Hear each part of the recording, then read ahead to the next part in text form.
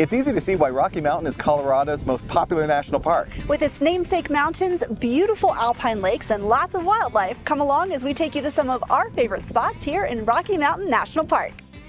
Welcome to 51 Parks with the Newstates. We're Howard and Katelyn, and we're on a mission to visit all the U.S. national parks in the lower 48 in our Winnebago RV. Each week we're sharing where to stay, what to do, and introducing you to the people doing incredible work across our national parks. Over 4 million people flock to Rocky Mountain National Park each year, drawn in by its towering mountain peaks and close proximity to Denver. The town of Estes Park on the east side is often used as base camp for a lot of visitors. There are plenty of restaurants, shops, hotels, and campgrounds. There are a total of 3 entrances to the park, 2 on the east and 1 on the west in Grand Lake. And similar to other very popular parks like Arches and Glacier, Rocky Mountain has also implemented a mandatory timed reservation system for entry into the park from late May to late October. There are currently 2 options, Park Access and Park Access Plus.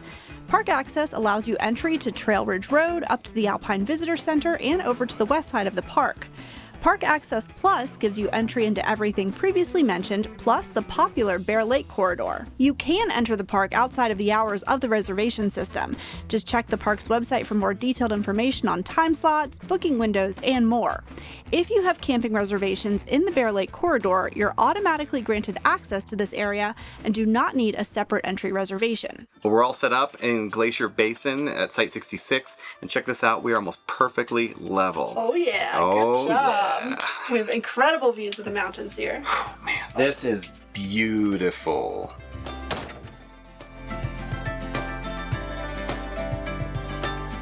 Oh yeah. Did we get lucky? We sure did. Oh, there's 2 spots. Oh. So we found a spot. I think it's largely because it's 5 o'clock, and at 6 o'clock, that's when you don't need a permit anymore in order to drive along the Bear Lake Road. But if you're not lucky, just know that they also have a shuttle. There's a park and ride station. Ironically, it's directly across from our campground. So if you try it and you head down to the parking lot and it's completely full, you can always just go to the park and ride, hop on the shuttle, and they'll take you right here. All right, we're getting ready to go on a triple lake trail. It's going to be about 4 miles total out and back, and I'm so excited because the pictures of this one look absolutely beautiful. The first one we're going to is Nymph Lake.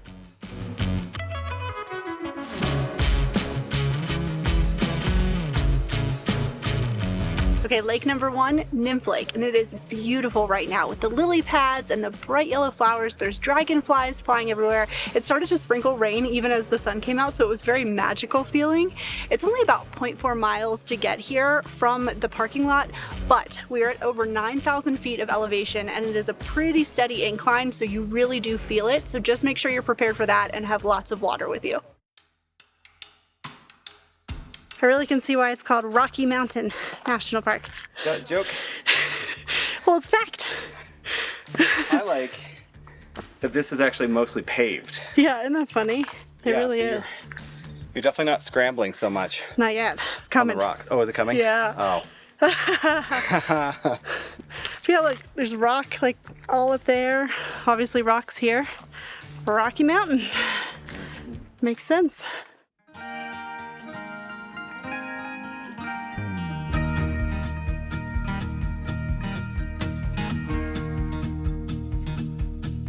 Checked off lake number 2, and Howard wanted me to make sure to tell you that Dream Lake is very dreamy. You've got pockets of snow and a waterfall coming down, and even though it is super cloudy right now, the water is still incredibly clear, and it was so nice to sit there for a few minutes and take it all in. And now we're heading off to stop number 3. All right, last leg, 1.2 miles out and back. So 2.4 miles, Katelyn, just to get to the last stop. It's a heck of a last stop. She says it's gonna be worth it.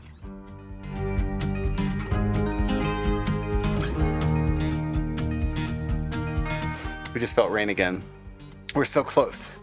Please, please, come on. We got maybe 20 minutes left. If that, I don't even think that. All right, let's go. Let's hightail it. Oh. Difficulty level went up.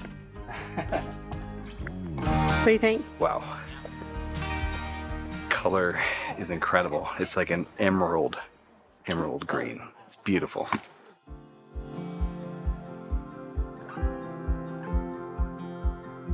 Worth it.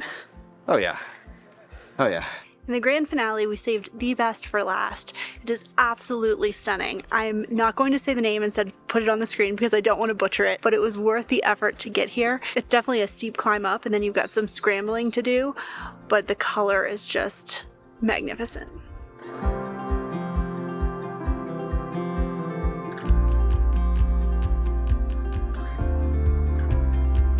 Yeah, we did it. It was exactly 3 hours, so not too bad. It's 8:11, started about 5:15, pretty good. Now we're very hungry.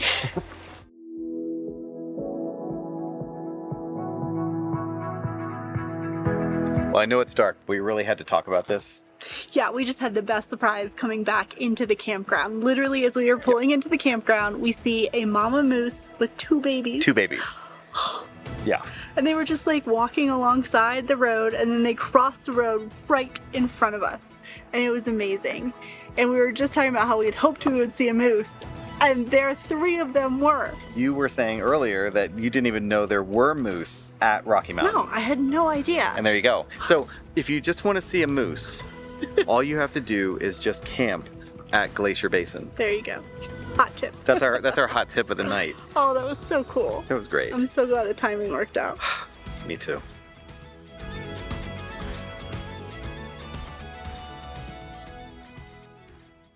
We have a beautiful morning here in Rocky Mountain before a bunch of rain is supposed to come in.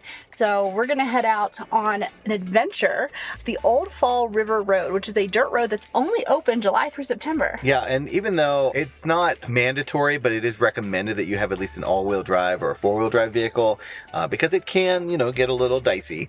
But yeah, we're gonna be doing that and kind of almost doing like a round trip, right? Yeah, so we're gonna go up to Alpine and the visitor center there, and then come back down and stop at a bunch of overlooks and pull-offs.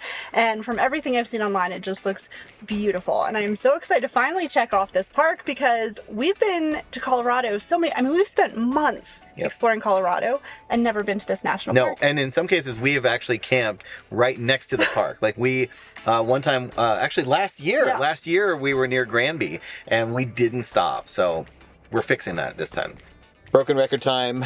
We are using a different audio guide. We always love to use the audio guides. It's like having a tour guide in your car as you're driving around. So this time I bought a huge pack from Guide Along, which I have to tell you is probably actually our favorite of the guides. It used to be called Gypsy Guides, now it's called Guide Along, and you can buy one pack that covers like all of the western states. So this is Rocky Mountain National Park. It's perfectly timed. It uses the GPS from your phone in order to synchronize the audio to whatever it is that you're looking at the time. We can keep following this road to the park exit and then into the town at Estes Park. Or we can join the first section of the Old Fall River Road. The first part is called the Indo Valley Road, to see the alluvial fan and some other views. Well, that's what we're gonna do. We made a little pit stop at the alluvial fan because our audio guide was telling a fascinating and sad story about what happened in this area. So an alluvial fan is basically a debris field caused by rushing water that deposits all kinds of rocks and large boulders, and that's what happened here after the flood of 1982. A dam broke, sending rushing water down the mountain. It actually killed 3 campers, 1 in the backcountry and 2 at Aspen Glen, and caused millions of dollars in damage in nearby Estes Park. Excellent choice. Let's drive this fantastic historical road. As I mentioned, it's dirt the entire way, but it's in really good shape. There will be some tight switchbacks coming up, but we'll be okay. It's all part of the adventure, right? We're in another traffic jam caused by a marmot. So in our Glacier National Park episode, this happened where a marmot went under the vehicle. And here he's like laying in a little like pothole, just eating dirt or something. I don't know what he's doing, but he will not move. Did you get around him? Yeah. Oh, they're so cute, but they are stubborn.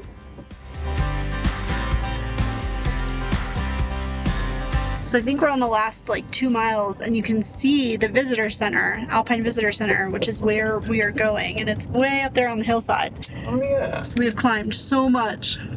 We have. I'm rolling down my window to act as if you can see, but this is a complete sheer cliff. Oh my gosh, yeah, it is. we would fall thousands of feet. Just keep your eyes on the road. Yeah. They said this area gets over 20 feet of snow in the winter. I believe it. Well, look, there's still some snow residual. Yeah. Good driving. Thank you. We made it to the Alpine Visitor Center, and that drive was beautiful. Oh, hold on, let me turn off the car. It was beautiful. It wasn't really that bad.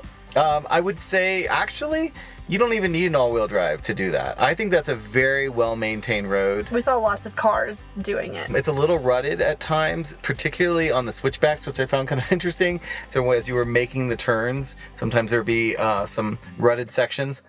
But otherwise, very easy to drive.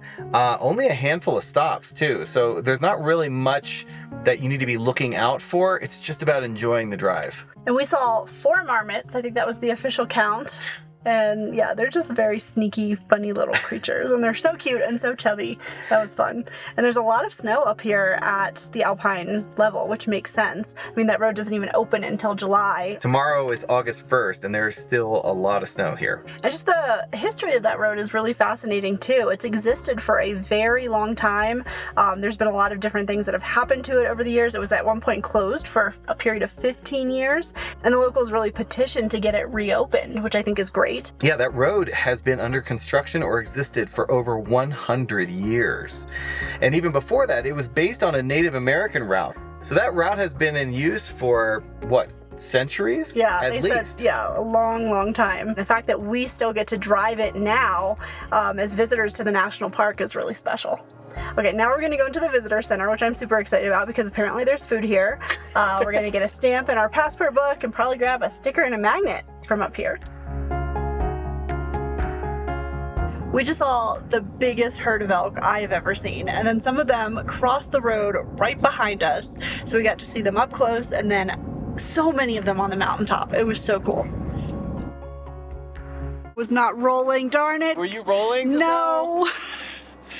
There was incredible lightning right there. Oh my god, there was a huge lightning bolt right there. I had just stopped recording. Anyway.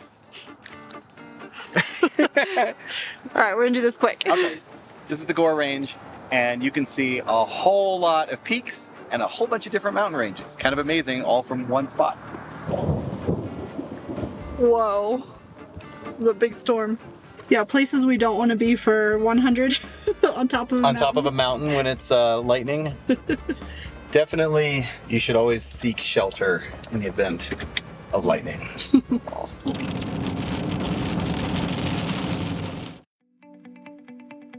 Well, I know we've said it countless times, but we love ranger programs. We just finished a great one here at Sprague Lake, and we learned so much. This has a fascinating history. Like, it was not a natural lake. And it's man-made. And the Spragues, they made it when they decided to build a resort here. They built a cabin in this area right in here, and it was just a family cabin, but they liked being resort people, and eventually that cabin got bigger and bigger and eventually became a resort. And so they built this lake. They got this area and they started building here 1 year before the park was created. Spragues, they dammed this up. They made it into a lake so that way their visitors could fish. They stocked the lake. And I'm assuming if you caught your fish, maybe there's a chance they would cook it for you too. So this was a resort area for here, but we also need to think of outside the area. As the Spragues met hikers who were hiking up into the mountains, people were visiting. If you look at historic photographs of Estes Park in the 1800s, you can see that it's the beginning of tourism, a tourist town in that. And if you drive through it today, you can clearly see that. So tourism has been a part of this Front Range, a part of Estes Park and what is today Rocky Mountain National Park for well over 100 years. This has been a place, a destination for people to come. Look at that view. That's why the resort is here. I have a good feeling to look at that. That is also the Continental Divide. And we went by the sign that named many of those mountain peaks, and I bet you many of those names are friends of the Spragues. It's definitely a very easy and approachable trail to come out to. There are interpretive signs along it so you can learn more too, and it's just absolutely beautiful. You can see why this is one of the most popular areas here. Another thing that I think is very interesting and unique about this area is is that off of the accessible trail, there's an accessible backcountry campsite, which is extremely rare. I think Ranger Roland said there are only 5 across the entire park system. So that is really special. The campsite was occupied, so we weren't able to film, but the ranger was able to take us back there and just show us.